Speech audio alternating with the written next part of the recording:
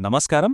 మన దగ్గరున్న మొదటి ₹1,00,000ని కేవలం బ్యాంకులో దాచుకోకుండా సంపదను సృష్టించే ఒక సాధనంగా ఎలా మార్చుకోవచ్చో ఈ విశ్లేషణలో వివరంగా చూద్దాం. బ్యాంకులో దాచుకున్న డబ్బు నిజంగా సేఫ్గా ఉందా? చాలామందికి వచ్చే ప్రశ్న ఇది. సేవింగ్స్ అకౌంట్ లేదా ఫిక్స్డ్ డిపాజిట్ నిజంగానే బెస్ట్ ఆప్షన్ అనుకుంటాం, కానీ అసలు నిజం తెలిస్తే ఖచ్చితంగా ఆశ్చర్యపోతారు. అయితే అసలు విషయానికొస్తే మనం డబ్బు దాచుకునే సాంప్రదాయ పద్ధతుల్లోనే ఓ పెద్ద ప్రమాదం దాగుంది. దాన్ని మనం సేవింగ్స్ ఖాతా అనే ఉచ్చు అని పిలవచ్చు. అదేంటో ఇప్పుడు చూద్దాం. ద్రవ్యోల్బణం ఈ పదం వినే ఉంటారు. దీన్ని ఒక నిశ్శబ్ద దొంగ అనొచ్చు. ఎందుకంటే మనకు తెలియకుండానే మన డబ్బు విలువను ఇది ప్రతి ఏటా కొంచెం కొంచెంగా తినేస్తూ ఉంటుంది. సింపుల్గా చెప్పాలంటే ఈరోజు ₹100తో కొన్న వస్తువు వచ్చే ఏడాది అదే ₹100కు దొరకదన్నమాట. ఓసారి లెక్క చూద్దాం. ఫిక్స్డ్ డిపాజిట్ల మీద ఓ 7% వడ్డీ వస్తుందనుకుందాం. బానే ఉంది. కానీ మరోవైపు ద్రవ్యోల్బణం ఉంది కదా, అది మన డబ్బు విలువనే ఓ 6% తినేస్తుంది. అంటే ఇక మన చేతికి వచ్చేదెంత? దాదాపు ఏమీ లేదు. అంటే ఆలోచించండి, ₹1,00,000 బ్యాంకులో పెడితే ఏడాది మొత్తం ఆగి చూస్తే మనకు దక్కే అసలు లాభం పన్నులు కట్టకముందు కేవలం ₹1,000 మాత్రమే. డబ్బు పెరిగినట్టా లేక అక్కడే ఆగిపోయినట్టా? అంతేకాదు, ఈ కాస్త లాభానికి కూడా గ్యారంటీ లేదు. రిజర్వ్ బ్యాంక్ ఆఫ్ ఇండియా వడ్డీ రేట్లను తగ్గించిందనుకోండి, మన ఫిక్స్డ్ డిపాజిట్ రేట్లు కూడా పడిపోతాయి.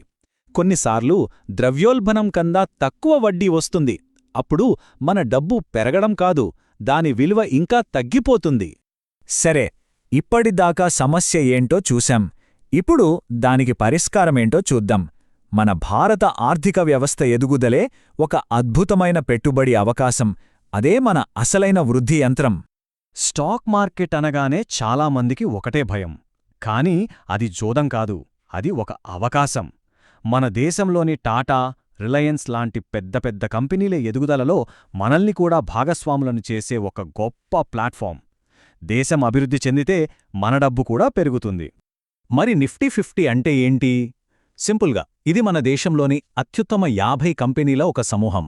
ఈ కంపెనీలలో పెట్టుబడి పెట్టడమంటే మొత్తం భారత ఆర్థిక వ్యవస్థ మీదే నమ్మకంతో పెట్టుబడి పెట్టినట్టు.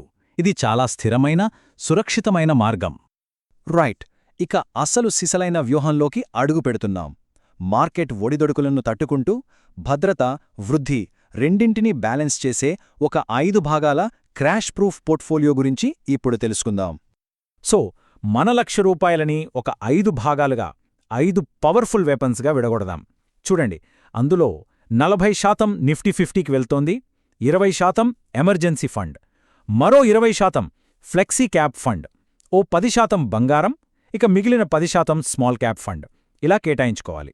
ఇందులో మొదటిది, అన్నిటికన్నా ముఖ్యమైనది, అత్యవసర నిధి. ఇది మన ఫైనాన్షియల్ బుల్లెట్ ప్రూఫ్ జాకెట్ లాంటిది. లక్షలోంచి ₹20,000 దీనికి కేటాయించాలి. ఎందుకంటే అనుకోకుండా ఏదైనా ఆరోగ్య సమస్య వచ్చినా, ఉద్యోగం పోయినా మన అసలు పెట్టుబడులను టచ్ చేయకుండా ఇది మనల్ని కాపాడుతుంది.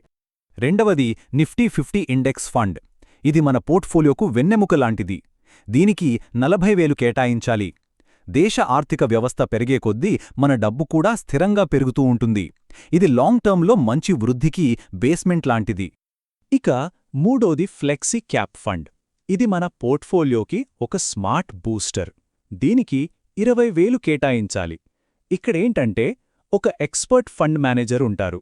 అతను మార్కెట్ కండిషన్స్ని బట్టి మన డబ్బును పెద్ద కంపెనీలలోనూ, చిన్న కంపెనీలలోనూ తెలివిగా మారుస్తూ ఎక్కువ లాభాలు తీసుకురావడానికి ప్రయత్నిస్తాడు. నాలుగవది, బంగారం. మన పోర్ట్ఫోలియోకి ఇది ఒక రక్షకుడు లాంటిది. ఒక 10,000 బంగారంలో పెట్టాలి. ఎందుకంటే సాధారణంగా స్టాక్ మార్కెట్ పడిపోతున్నప్పుడు బంగారం ధర పెరుగుతుంది.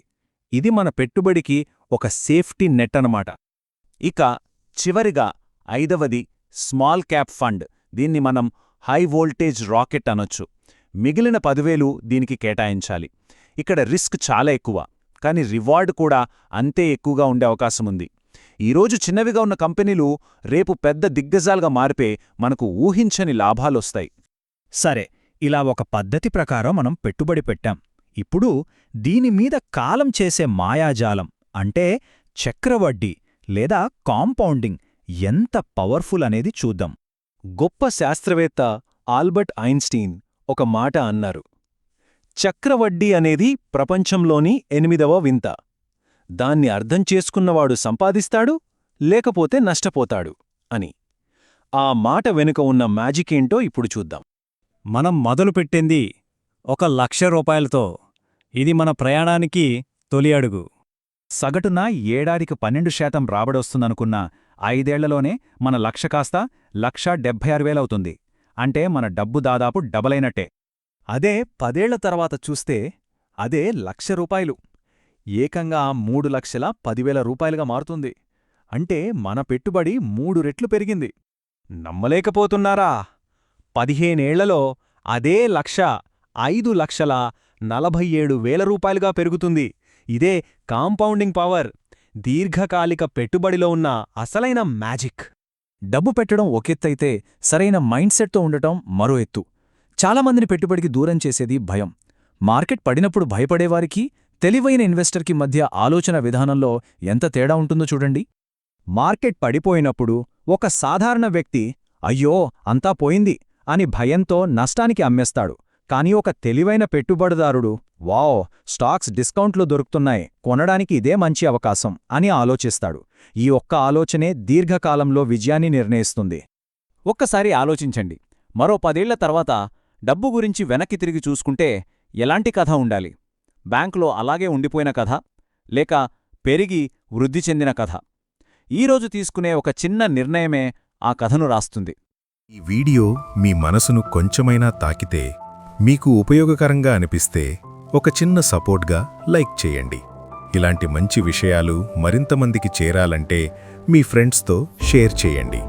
మరి ప్రతిరోజు కొత్త వీడియోలు మిస్ కాకుండా ఇప్పుడే కేవీ టాక్స్ ఛానల్ను సబ్స్క్రైబ్ చేయడం మాత్రం ఎప్పటికీ మర్చిపోవద్దు.